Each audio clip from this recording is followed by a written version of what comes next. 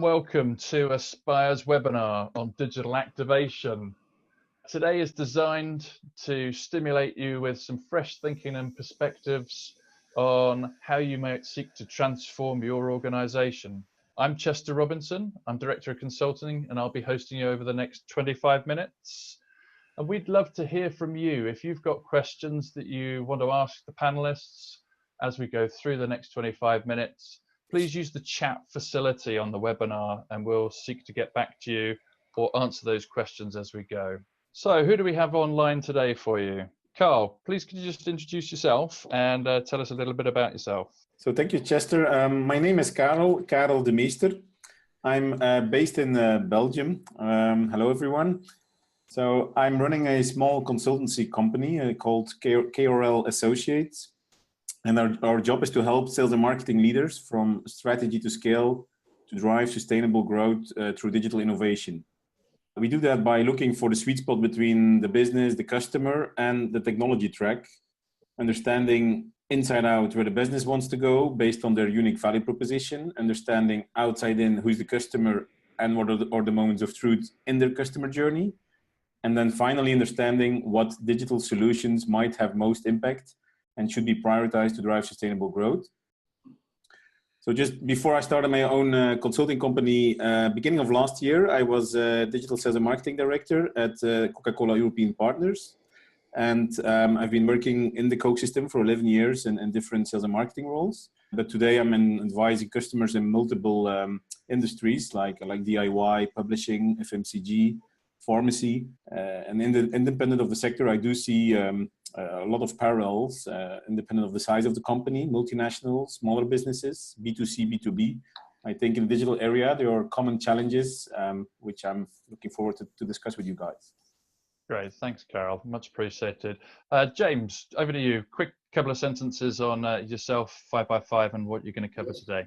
I'm James Rolls. I'm Sales and Marketing Director of 5x5, which is an independent company that's been going since 1979, and we are a launch marketing agency. So what is a launch marketing agency? Well, we help brands launch new products and services to market. That's not just over 1 month, it might be over 3 years. And the reason why we think launch marketing is really important, especially in a digital world where there's a real danger of brands being invisible, which is the stat that I like to pull out is 40% of launches fail in the first year. And we did a survey just this last year, and 61% of people couldn't remember a single launch out there. So there's plenty of work to be done to help people improve how they launch new products and services. So I look forward to sharing a little bit more about that with you in a minute. Great stuff. Thanks, James. And then last but not least, Chris Proud, could you give us the same, just a quick introduction to yourself? Hi, Chester. Yeah, my name is Chris Proud. I am Managing Director of the Lead Ingredient. We help businesses implement a digital and content marketing programs with a view to assisting in demand generation and lead generation activity. Got clients in many different sectors across hospitality, professional services, consultancy. And today we're going to touch on what we think are the most important aspects of using content to raise awareness and generate interest. Great stuff. Thanks very much, Chris. Karel, just before we get going then, could you just give us the top line, the role of digital that we should be considering? Sure. Yeah, from a sales and marketing perspective, I think you can look at digital from multiple angles. And I think it's important, for 4 key areas that I'm confronted with is, and I love to use the metaphor of mountaineering, as you can see here. One is actually that you should see digital as a business enabler, and not a goal as such, which sounds obvious, but I see a lot of companies just doing digital for the sake of digital. Bit of panicking, like we should do this or we should have artificial intelligence. No, it's about what are your goals and what mountain do you want to climb and what gear do you want to take along your journey, and choosing those carefully and just kickstart whatever you want to do, but really looking what is the right gear to reach my goal, first of all. Secondly, I think digital is also about a way of working.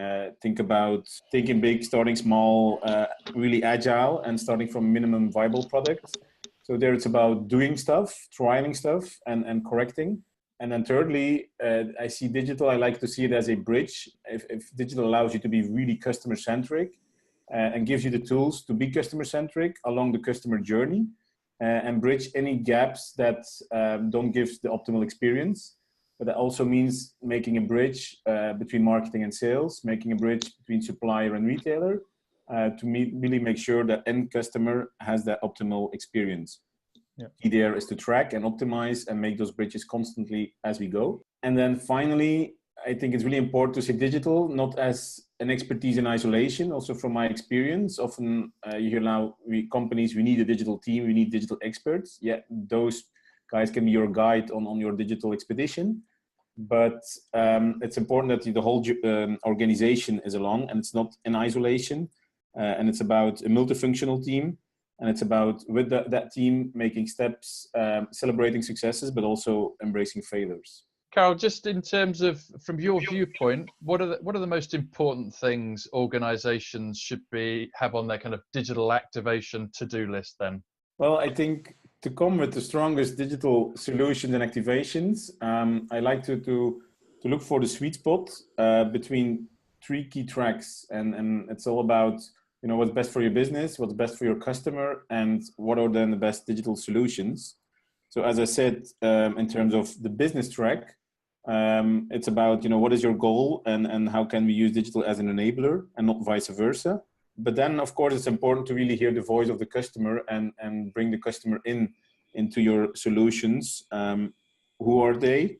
Where do they look for solutions? What are the moments of truth within the customer journey? It is important here to look at it from an omni-channel perspective also, and not, again, digital in isolation versus, for example, in-store sales or through sales reps, but really look at it from an omni-channel customer journey.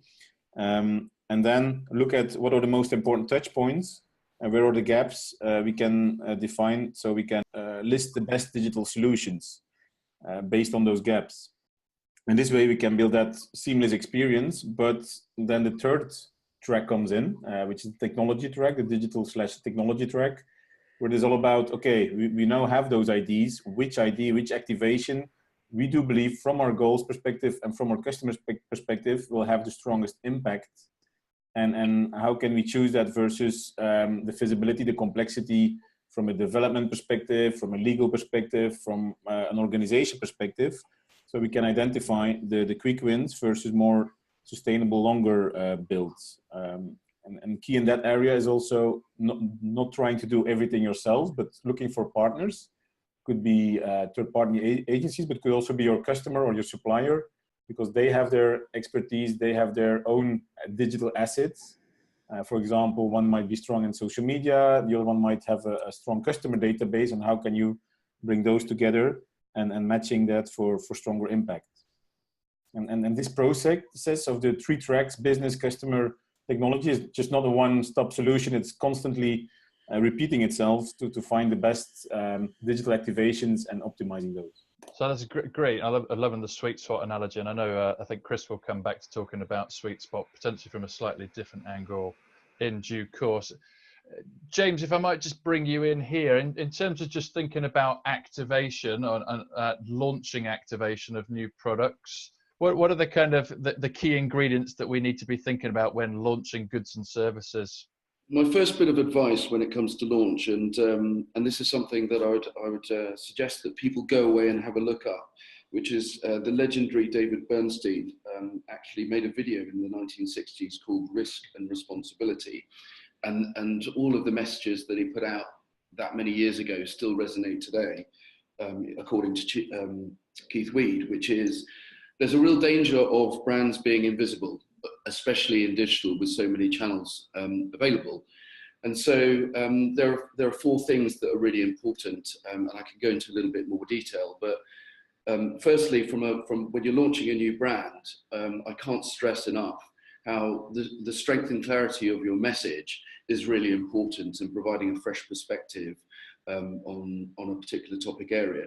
The other thing I think that people make the mistake of is thinking that it's all about them. And much like what you're doing today, Chester, is you're facilitating a conversation around a topic that people find really interesting, and you do it in a way that now fits people's lives. It's bite-sized, it's video, and content very much is king from a brand perspective. I think from the 2 points from if you like, more of a sales conversion perspective, which obviously tends to be over a much shorter space of time, is that I think, and it was mentioned in the previous slide, which is making sure that things are really well joined up. Yeah. Time and again, I see people not practicing what they're preaching in that context. I'll give you one example. I would suggest people have a look at it. Again, DLA Piper, really good example of doing digital really well right now. They had a tech summit and they were going to do a white paper. Now, we all know that that's not a good demonstration that they're being tech savvy. So now they've completely reinvented the way in which they do digital, and it's really, really engaging now. So have a look at that. I won't go into more detail on that. The other point, I think, is in this day and age, it's about quality over quantity. I think it's a false economy to think that in the world of GDPR and spam, that you're going to be able to cut through by simply blanketing people with messages. So very much think about how and what it is that you're putting out there, and making sure that it's joined up with the sales team. You know, as I said, I think the basic principles apply, and I think many people think that, particularly in a business-to-business context, you throw all those things out the window. So the idea of audience proposition clarity is really important, because, by the way, the authenticity of your service, you're now more transparent with digital than ever before. So people will see straight through you if you're not really clear and authentic. In a digital context, I think what's really interesting is that, like sheep, people follow each other. Whereas actually, for me, actually being able to provide a different opinion, and I like to say zig while everybody else zags, is really important. And, you know, I've talked about the types of things that can be engaging. I think many of those things are well known, but I think it's also about making sure it's joined up with your web presence. So that's your shop window, both in mobile and desktop. And for me, particularly building brands is about primarily organic social platforms that you can use, and using PR and other platforms to do that. I think on the other side, I think in sales conversion, interestingly, when we did a survey amongst over 1,000 marketeers around the world, a lack of internal alignment was one of the key reasons why launches fail. Yeah. And what we mean by that, and it's B2B and B2C, you only have to look at M&S advertising a few years ago. Fantastic advertising, terrible in-store experience, you know, which means all of that marketing goes to waste. I think from a digital perspective, clearly when it comes to sales conversions, it's very much about proof points. So case studies, stats that demonstrate why you're really good. I think there's plenty of ways of targeting and retargeting, which should be used at this point to support your sales team. But the other thing, which is extraordinary, is if you've got digital, then get your teams internally to be sharing the content that you're producing in marketing, because then it'll be hitting the right audiences. Time and again have I seen people where internally they're not sharing content, and that's really, really, really important. Chris, if I could bring you in at this point then, just to talk around content and content management, what do you believe the critical factors are that we should be doing when trying to create brand and product awareness in the digital environment? Is there a secret formula? Yeah, I mean, I think from our point of view, it's vital that all content programs begin from a strategic viewpoint. So rather than somebody thinking, right, well, we've got a blog, I need to fill the space with some words, let's get something out there. You've got to use channels like blogs, and they have to be in tune with the sort of bigger strategic position of the business. So when, you know, developing a content program, the content always needs to refer back to the commercial objectives of the business and the underlying marketing proposition. So when we create a content strategy for our clients, we're looking for the sweet spot of the business, that word that Karel used. So what we're doing is we're looking for an area of expertise that business owns, and it's an area that nobody else can make a better claim against than that business. So that there's still all of their expertise down to, you know, it might just be down to one particular sentence that describes their ability to solve problems for clients. We then use that sweet spot to help soothe the pain that the target audience is feeling on a daily basis. So, what is troubling them professionally? What are their main challenges? And then we will build a content program using this C+ content pyramid. So we have sort of 3 layers of this. We have core pieces of content, confirmation pieces, and constant pieces. So the core pieces might be some high-level original pieces of empirical research, some proprietary theories, and some thought leadership pieces. And we might do up to 4 or 5 of those pieces every year. And they're all supported by confirmation pieces, which are essentially the 4 or 5 main points drawn out of the core pieces, and then we'll create material around those confirmation pieces, and then there will be some constant pieces which will be highlighting specific elements of the confirmation pieces. So it all works as a bit of a pyramid, so that everything supports each other. And the constant pieces might be, for example, social posts that drive people through to the core pieces or the confirmation pieces. So what we do is we making sure that everything that is, every piece of content that is distributed is strategically focused. Yeah. So there's obviously reactive pieces that need to slot into a program and slot into an editorial calendar that respond to happenings and changes. But from a strategic point of view, all the content that we work around always has this strategic focus placed upon it. So in terms of sort of the 3 key critical factors, and it's about creating content which is taking a strategic viewpoint. It's having a managed content production process, so it's not reactive. There can be a reactive element to it, but it has to be strategically thought out. And then exploiting the sweet spot of the business that makes sure that what they're offering can answer the challenges and the problems that their target audience are experiencing daily. Great stuff. Thanks for that, Chris. It's really clear for me to follow that flow through. Karel, if I can come back to you, you were talking about minimum viable products, and you were talking about customer centricity and the optimal customer experience. If I was to ask you just of an example of where you've seen digital activation working brilliantly, what kind of sticks out in your mind as a kind of an example of how all of this stuff's been brought together? Exactly. On this slide, you see here an example of Albert Heijn. I don't know if people in the webinar know this retailer, but it's the leading retailer in the Netherlands and also active in Belgium.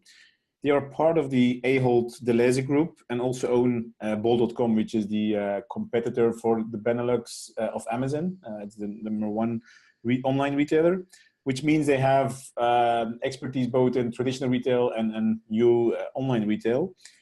I had the luck to work with them for several years, and I really like their approach, bringing together what we just discussed in a way on how do you bring appealing content from a strategic point of view, but also finding that sweet spot, but trying to be authentic and with appealing content that speaks the language of the customer. And how they do that is actually putting the customer first. You see on the left side here an old statue of their persona, their ideal customer, which has been there for more than 100 years, so nothing new. Personas is maybe a buzzword these days, but there's nothing new about it. They just have that statue of that persona in front of their headquarters. I've been there several times and you cannot pass it. So each day you're confronted with it, and it's mentioned on the statue even because we would know who we work for. So your boss is actually your customer. And they use that personality, Beppie, in everything they do. If it's about their magazine, on the right side, you see actually a customer journey. It's maybe a bit complex to read, but you see there Allerhande, which is their magazine with over 1 million users with recipes and tips for food. Constantly they use that persona. What would Beppie do? Would she like that? Would she read that? Would she buy that product? So that's the base for everything they do. But then throughout that customer journey, they try to go from that content, inspiring content, going to traffic building to the outlets. If it's online or in-store, doesn't matter. From recipes to add to basket, to your wish list, to your shopping list going in-store.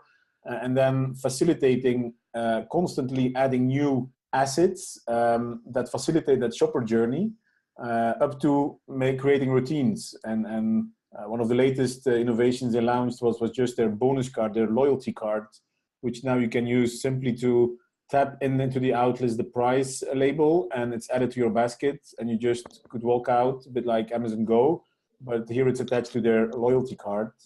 And I just love how they constantly add new assets based on those gaps in the customer journey, but also work with suppliers, to use their assets. Like on the left corner at the bottom, they worked with Coke on how can we have great content about barbecues when it's 25 degrees. On the Meteo side, you automatically have the banner, and then you can click on it, everything for your barbecue at Albertijn, etc., etc. So leading you through that customer journey, which I think is a great example of how they constantly improve that. Yeah, I love the way that they've linked in both the physical and the digital online, both the mobile and the ordering system, right through from pre-awareness consideration, getting people to buy, and then the post-purchase kind of following up and repeat. It's a great example.